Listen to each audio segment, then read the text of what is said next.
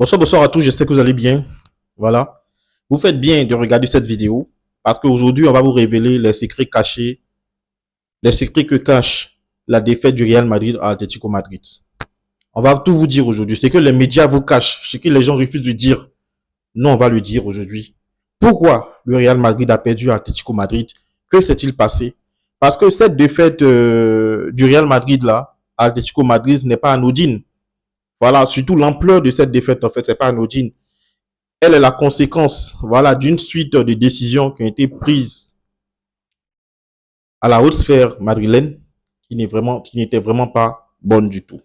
Et on va vous expliquer, avant de commencer, bon, on va commencer en même temps parce que là, de façon pratique, on vous met dans une situation donnée. Vous venez d'une entreprise, étant jeune, vous venez d'une entreprise, vous faites vos preuves. Et arrivé à un moment donné, le big boss de l'entreprise fait votre promotion et vous nomme directeur d'entreprise. Et étant directeur d'entreprise, vous réussissez à vous imposer, à vous distinguer, voilà, des autres entreprises continentales, voilà, disons au niveau continental, et vous êtes récompensé. Voilà. Vous êtes reconnu à votre juste valeur. Même s'il peut y avoir des biais, des choses, et toute votre équipe ensemble, c'est une équipe qui marche, qui gagne ensemble, et il y a cette alchimie entre vous qui vous permet de gagner. Et un beau matin, le big boss de l'entreprise dit non, je vais envoyer un jeune, il envoie un jeune qui ailleurs, c'est vrai, était bon, mais n'a pas fait ses preuves comme vous. Et il vous dit, je nomme ce jeune-là directeur d'entreprise en même temps. Est-ce que vous comprenez le choc? Allez-vous accepter que ce jeune-là soit directeur d'entreprise en même temps, alors que vous avez fait vos preuves, vous êtes passé par toutes les étapes avant d'arriver là, et là, on envoie un jeune pour vous surpasser et il est directement directeur d'entreprise. Imaginez un peu ce conflit d'ego que ça va créer. Et toute votre équipe d'ailleurs, il y aura forcément des mésententes parce que beaucoup ne vont pas accepter, ils vont pas vouloir le dire, mais en cachette, ils vont pas accepter.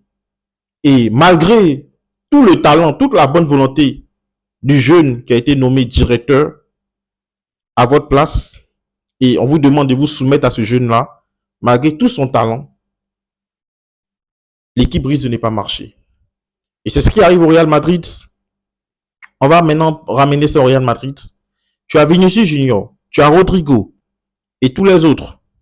Valverde et autres. Bellingham, qui ont fait une saison exceptionnelle ensemble, qui ont remporté la Ligue des Champions, tout ça. Et au lendemain, on leur envoie Kylian Mbappé, qui vient du PSG, qui sont simplement les caprices du président du Real Madrid. Et Florentino Pérez, on le sait tous, hein, ce que Florentino Pérez veut, c'est ce qui se passe généralement. Et je pense pas que Carlo Ancelotti ait eu son mot à dire. Carlo Ancelotti était obligé de juste. C'est lui le coach. Son patron, c'est Florentino Pérez. Et ce que Florentino Pérez veut, Carlo Ancelotti aussi veut. Donc, pour le bien-être du Real Madrid, ils évitent ces conflits-là pour permettre au Real Madrid d'avancer. Et bim, Kylian Mbappé arrive. Le Real Madrid change de pente. Le Real Madrid bascule sur la pente descendante. Bien vrai que il y a eu l'histoire du Ballon d'Or, mais l'histoire du Ballon d'Or n'est qu'anecdotique. Parce que derrière, il y a beaucoup de choses qui se cachent. Parce que Kylian Mbappé arrive, au début, quand Kylian Mbappé est arrivé, on savait tous que c'est lui qui allait être le big boss. C'est lui qui allait être le boss. Et que on se disait que par son travail, il devait s'imposer par son travail.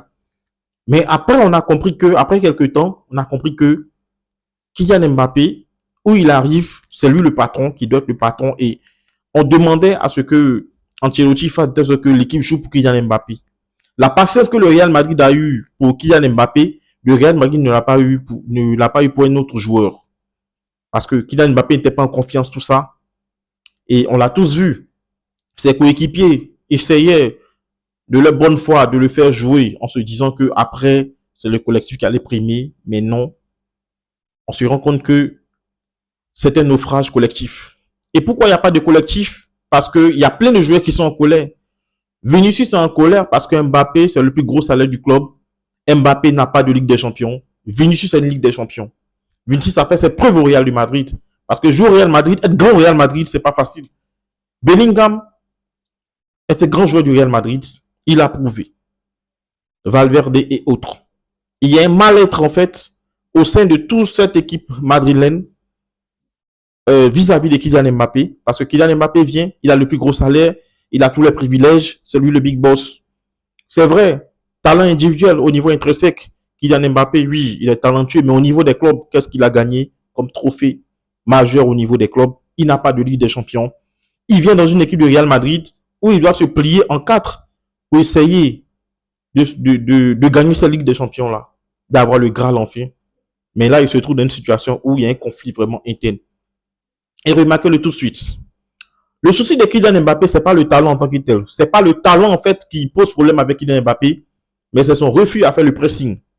Et oui, le football a changé, les gars. Vous qui regardez cette vidéo, vous le savez tous, le football a changé. Le football n'est pas celui d'avant, où c'est une seule individualité qui faisait la différence. Aujourd'hui, on demande bien plus que ça, parce qu'il y a une évolution tactique. Il y a tout un travail de la sphère à la base. Il y a tout un travail qui est fait. Et si le collectif ne suit pas, c'est-à-dire même si un seul joueur ne suit pas dans le collectif, c'est un naufrage complet. Et effectivement, c'est un naufrage complet. Parce que observez un peu le match. On va prendre un cas pratique simple. Le match contre l'Atlético Madrid, précisément, on laisse les autres matchs. Kylian Mbappé ne fait pas de pressing. C'est vrai, on se plaint de l'attaque de Xabi Alonso et autres. Kylian Mbappé ne fait pas de pressing. Je vais prendre un exemple, la Coupe du Monde des clubs qui s'est jouée. C'est passé inaperçu. Mais lorsque le Real Madrid jouait sans Kylian Mbappé, on a senti que l'équipe montait en puissance au fur et à mesure avec le petit Gonzalo en attaque. Parce qu'il faisait les efforts, il y avait le pressing. Arrivé un moment, on se disait que vraiment ce Real Madrid était arrivé à son apogée.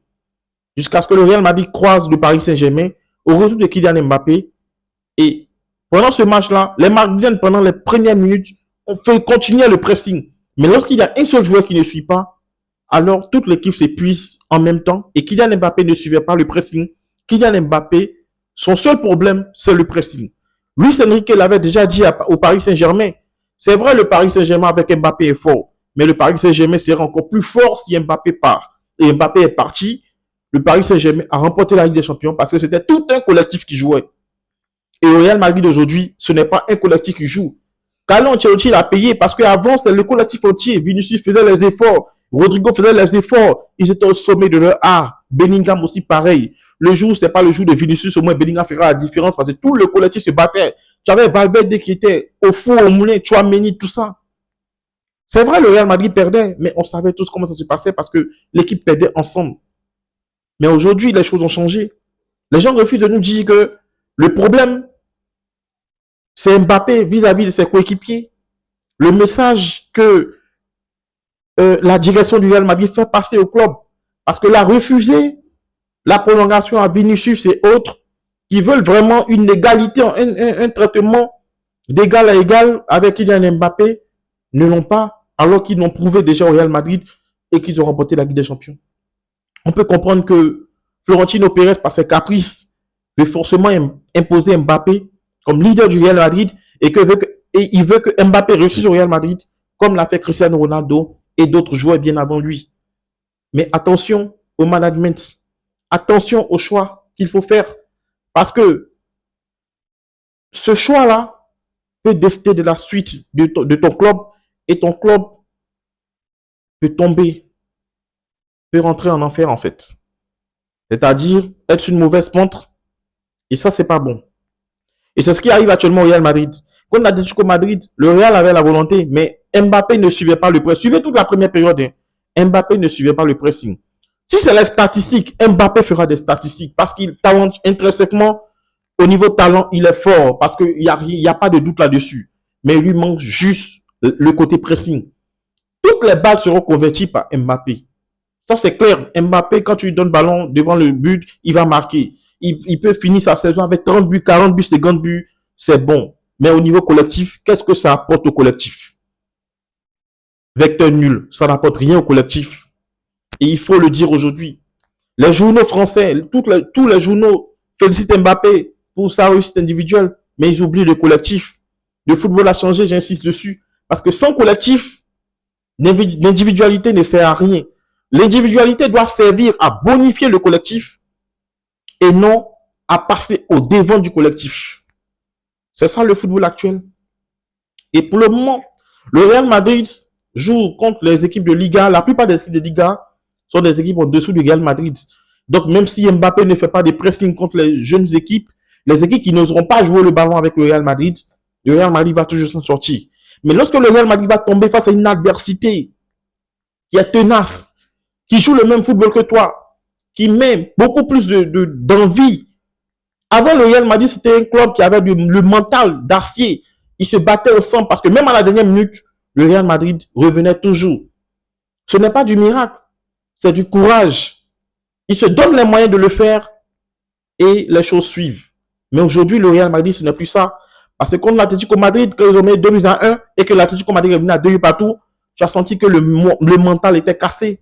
C'était mort. Avec un Mbappé qui ne fait pas de pressing, toute l'équipe était KO. Toute l'équipe était KO. Et s'en est suivi ce naufrage. Au thème de cette vidéo, parce que quand on assiste à ce Real Madrid, on est vraiment triste. De notre télé, que tu sois supporter madrilène ou autre, tu es triste. C'est vrai que les Barcelonais sont contents, on est un peu contents, mais c'est triste parce qu'on veut une meilleure adversité.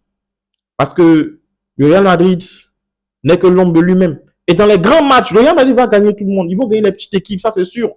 Les choses peuvent changer dans l'avenir. Voilà. Parce que ce que je dis aujourd'hui n'est pas forcément parole d'évangile. Les choses peuvent changer demain. Mais sauf qu'aujourd'hui, le constat, il est clair. Il y a un véritable problème d'ego dans le club. Le mal, il est profond.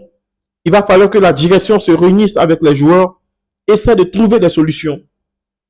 Essaie de trouver des solutions pour mettre fin à cette histoire.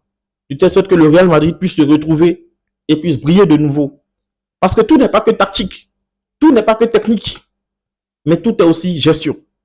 C'est très important. Parce que la tactique, la technique, tout ça fait partie de la gestion. Si la gestion n'est pas bonne, si le mental des équipes, des joueurs qui composent le collectif n'est pas bon, on ne peut pas avoir des résultats.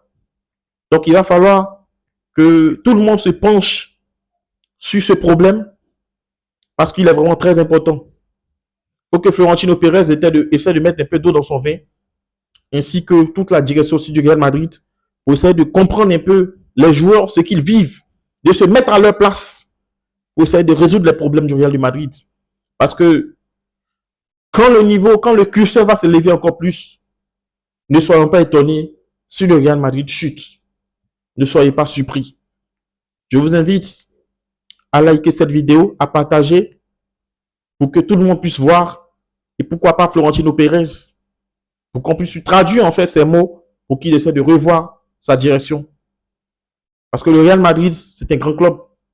Le Real Madrid, pour ne pas dire, c'est le meilleur club du monde. On le sait tous.